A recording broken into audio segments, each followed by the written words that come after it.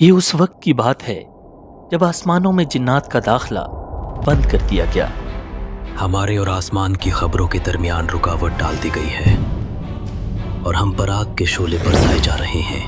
واپس لوٹو، یہ راستہ بند کر دیا گیا ہے۔ یہ معمولی بات نہیں، ضرور زمین یا آسمان میں کوئی بہت بڑا واقعہ پیش آیا ہے۔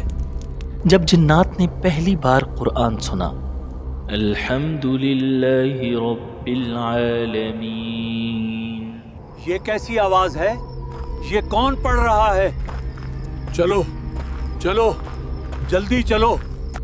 یہ داستان ہے سورۃ الجن کی۔ قل اوحی الی انہ استمع نفر من الجن۔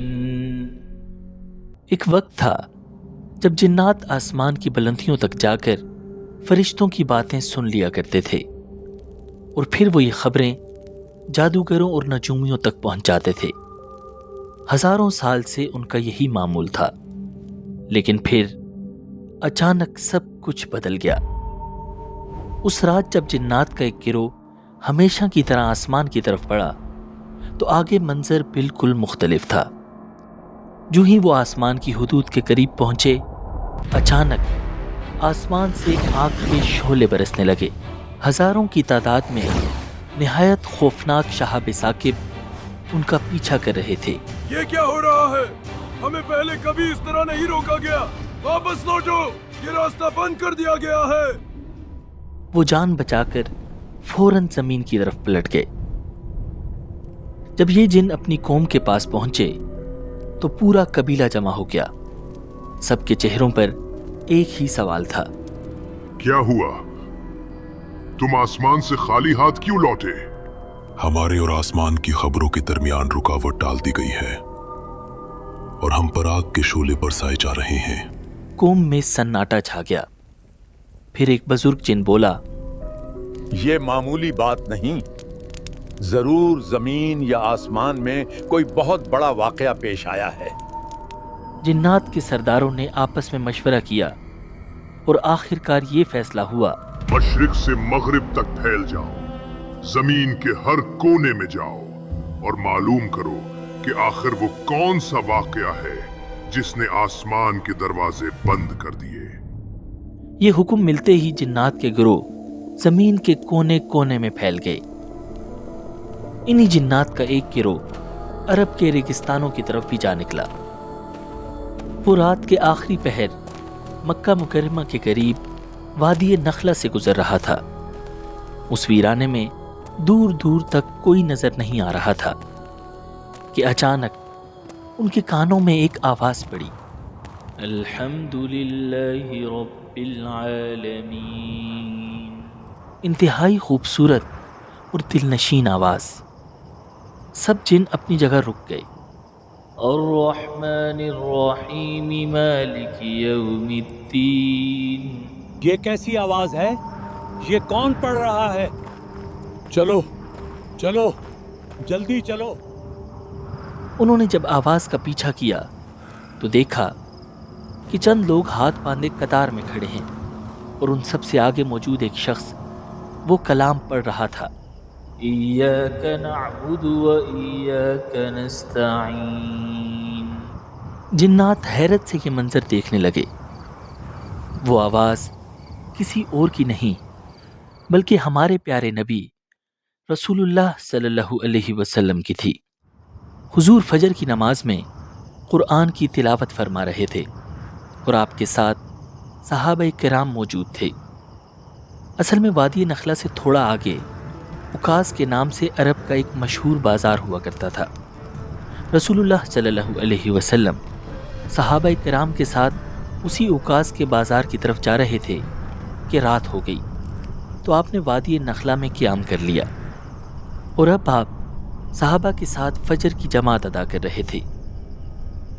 جنات حیرت سے قرآن سن رہے تھے، اهدنا الصراط المستقیم صراط الذین انعمت علیہم۔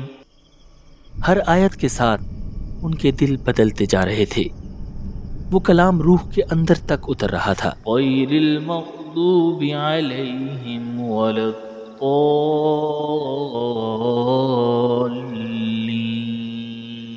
उनके दिल गवाही दे रहे थे कि यही हक है। उन्हें अंदाजा हो चुका था कि आसमान बंद होने की असल वजह यही कलाम था। कुरान सुनने के फौरन बाद वो जिन अपनी कौम की तरफ वापस लौट गए। बताओ, क्या पता चला?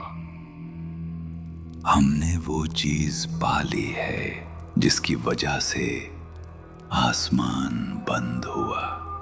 हमने एक अजीब कलाम सुना है जो सीधा रास्ता बताता है। हम इस पर ईमान लाते हैं और अब हम अपने रब के साथ किसी को शरीक नहीं ठहराएंगे। और यूं वो सब के सब जिन मुसलमान हो गए। दूसरी तरफ नबी अकरम सल्लल्लाहु अलैहि वसल्लम को इस हैरत अंगेज वाक़े का अभी तक नहीं पता था, मगर फिर अल्लाह ताला ने अपने नबी पर सूरह जिन की ये आयत नाजिल फरमाई। कुल ऊहिय इलैय अन्नहु इस्तमअ नफरुम मिनल जिन्न फ़क़ालू इन्ना समिअना क़ुरआनन अजबा। ए पैगंबर कह दीजिए, मेरे पास वही आई है कि जिन्नात की एक जमात ने कुरान गौर से सुना है और अपनी कौम से जाकर कहा है कि हमने एक अजीब कुरान सुना है। यहदी इलर रुश्दी फ़आमन्ना बिही वलन नुश्रिक बिरब्बिना अहदा। जो राह रास्त की तरफ रहनुमाई करता है, इसलिए हम उस पर ईमान ले आए हैं और अब हम अपने परवरदिगार के साथ किसी को इबादत में हरगिज़ शरीक नहीं मानेंगे। एक ज़माना था जब अरब के लोग रेगिस्तानों के लंबे और ख़तरनाक सफ़र किया करते थे। जब सूरज गुरूब हो जाता और काफ़िले को किसी सुनसान वादी या वीरान सहरा में रात गुजारनी पड़ती, तो काफ़िले का सरदार ऊंची आवाज़ में कहता, है इस वादी के सरदार जिन, हम तुम्हारी पनाह मांगते हैं। अपने शर से और अपने साथियों के शर से हमें बचाओ। जिन्नात जब ये देखते कि इंसान उनसे खौफज़दा हैं और उनकी पनाह मांग रहे हैं, तो उनके दिल में और गुरूर पैदा हो जाता। वो मज़ीद सरकश हो जाते। देखो, इंसान हमसे डरते हैं, वो हमारी पनाह के मोहताज हैं, हम उनसे ज्यादा ताकतवर हैं। इसी हकीकत को अल्लाह ताला ने सूरतुल जिन में बयान फरमाया कि इंसानों का ये अमल जिन्नात को और ज़्यादा सरकश बना रहा था। मगर अब हालात बदल चुके थे। कुरान सुनने के बाद जिन्नात को अंदाज़ा हो चुका था कि इंसान का मकाम जिन्नात से बहुत बुलंद है, क्योंकि इंसानों में अल्लाह के आखिरी नबी मौजूद हैं और उन्हीं पर अल्लाह का कलाम नाजिल हो रहा है। अब जिन्नात के दिल में एक और ख्वाहिश पैदा हुई, उस हस्ती से मुलाकात की ख्वाहिश जिस पर यह कलाम नाजिल हुआ था। ये एक ऐसी रात थी जिसमें छुपी हुई दुनिया का पर्दा उठने वाला था। उस रात रसूलुल्लाह सल्लल्लाहु अलैहि वसल्लम ने इशा की नमाज अदा फरमाई और नमाज के बाद आपने इरशाद फरमाया, मुझे हुक्म दिया गया है कि मैं जिन्नात को कुरान सुनाऊं। तुम में से कौन मेरे साथ चलेगा? पूरी मजलिस में खामोशी छा गई। आपने दूसरी बार पूछा, फिर तीसरी बार, मगर कोई जवाब ना आया। फिर आपने हज़रत अब्दुल्ला बिन मसूद रज़ियल्लाहु ताला अन्हु का हाथ अपने हाथ में लिया और उन्हें साथ लेकर मक्का की पथरीली ज़मीन की तरफ चल पड़े। रात गहरी हो चुकी थी, चारों तरफ सन्नाटा था। कुछ फासले पर जाकर रसूलुल्लाह सल्लल्लाहु अलैहि वसल्लम रुक गए। अब आपने हज़रत अब्दुल्ला बिन मसूद को एक जगह बिठाया और मिट्टी में उनके चारों तरफ लकीरें खींच दी। फिर निहायत संजीदगी से फरमाया, इन लकीरों से हरगिज़ बाहर ना निकलना। तुम्हारे करीब बहुत से लोग आएंगे, लेकिन ना तुम उनसे बात करना और ना वो तुमसे बात करेंगे। हज़रत अब्दुल्ला बिन मसूद रज़ियल्लाहु ताला अन्हु खामोशी से दायरे में बैठ गए। उनका दिल तेजी से धड़क रहा था। اب रसूलुल्लाह सल्लल्लाहु अलैहि वसल्लम आगे तशरीफ ले गए। रात मजीद गहरी होती चली गई। अचानक अब्दुल्ला बिन मसूद रज़ियल्लाहु ताला अन्हु ने महसूस किया कि कोई अजीब व गरीब मखलूक उनके करीब आ रही है। वो बहुत ऊंचे लंबे थे, मगर ना उनके चेहरे साफ दिखाई दे रहे थे और ना ही उनके लिबास। वो हज़रत अब्दुल्ला बिन मसूद के करीब आकर लकीरों के पास रुक जाते और फिर कुछ कहे बगैर खामोशी से रसूलुल्लाह सल्लल्लाहु अलैहि वसल्लम की तरफ बढ़ जाते। अब्दुल्ला बिन मसूद का दिल खौफ से कांप रहा था। रात भर जिन्नात आते रहे और हुजूर के पास हाजिर होते रहे। जब रात खत्म होने के करीब हो गई तो रसूलुल्लाह सल्लल्लाहु अलैहि वसल्लम वापस तशरीफ ले आए। हज़रत अब्दुल्ला बिन मसूद अभी तक दायरे के अंदर बैठे हुए थे। आप सल्लल्लाहु अलैहि वसल्लम ने फरमाया, मैं सारी रात जागता ही रहा। फिर आप सल्लल्लाहु अलैहि वसल्लम दायरे के अंदर दाखिल हुए और अब्दुल्ला बिन मसूद के पास लेटकर सो गए।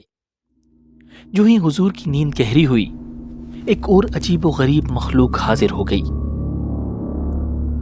मगर ये मखलूक पहले की तरह खौफनाक नहीं थी, बल्कि ये बहुत नूरानी हस्तियां थीं। उनके कपड़े बिल्कुल सफ़ेद थे और वो लोग इंतहाई खूबसूरत थे।